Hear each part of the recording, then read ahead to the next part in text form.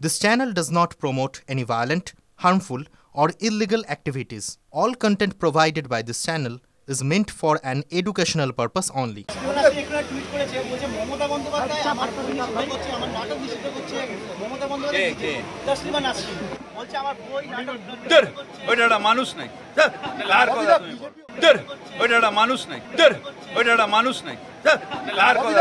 আমাকে ব্যক্তিগত আক্রমণ করছে তার কারণ আমার পপুলারিটিতে বিজেপি ভয় পায়। আমাকে সাম্প্রদায়িক বানালে ওদের নাকি কার্যসিদ্ধি হবে, কিন্তু হবে না। 50 বছরের রাজনৈতিক জীবনে মানুষের পাশে ছিলাম, আছি, থাকবো। পিছিয়ে পড়া মানুষকে এগিয়ে উঠিয়ে নিয়ে যাওয়ার কথা বলা কোনো অন্যায় নয়, এবং সেই কথা যতদিন বেঁচে থাকবো পিছিয়ে পড়া মানুষের এডুকেশনের স্বার্থে, তাদের অগ্রগতির স্বার্থে, সে যে ধর্মেরই হোক, তাদের স্বার্থে লড়াই করছি, লড়াই করব। মমতা বন্দ্যোপাধ্যায় সেটা চান।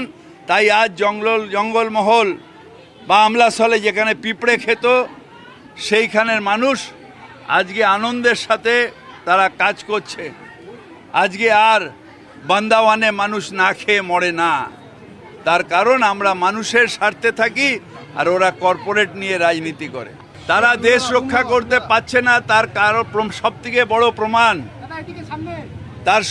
বড় প্রমাণ, কালকে বলেছি, আবার বলছি, বর্ডারগুলোর থেকে টেরোরিস্ট সহ ইনফ্লুয়েঞ্জারদের ঢুকতে দেওয়ার যে পরিকল্পনা তারা করেছে, তাদের ঢুকিয়ে দাও, এখানে টেরোরিস্ট অ্যাক্টিভিটিস করো, মমতার সরকারকে বদনাম করো। এটা হলো অমিত শাহর মেন কাজ। বাবা সাহেবকে যেমন অপমান করছে, টেরোরিজমটাকে বাড়ানোর চেষ্টা করছে এই বাংলায়।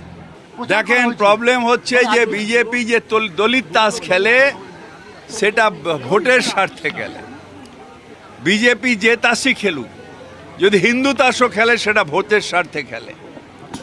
কোনো তাস তাদের কাছে নেই। তাদের কাছে একটাই এজেন্ডা, দেশ বেচো, পুঁজিপতিদের টাকা ভরো। এরা দলিতেরও না, হিন্দুরও না, মুসলমানেরও না, কারণ না। এরা শুধু কর্পোরেটদের, কিছু বাছাই করা কর্পোরেট তাদের পেছনে থাকে, তাদের স্বার্থে। For the corporate, by the corporate, to the corporate. এইটা হচ্ছে বিজেপির বিলম্বনা।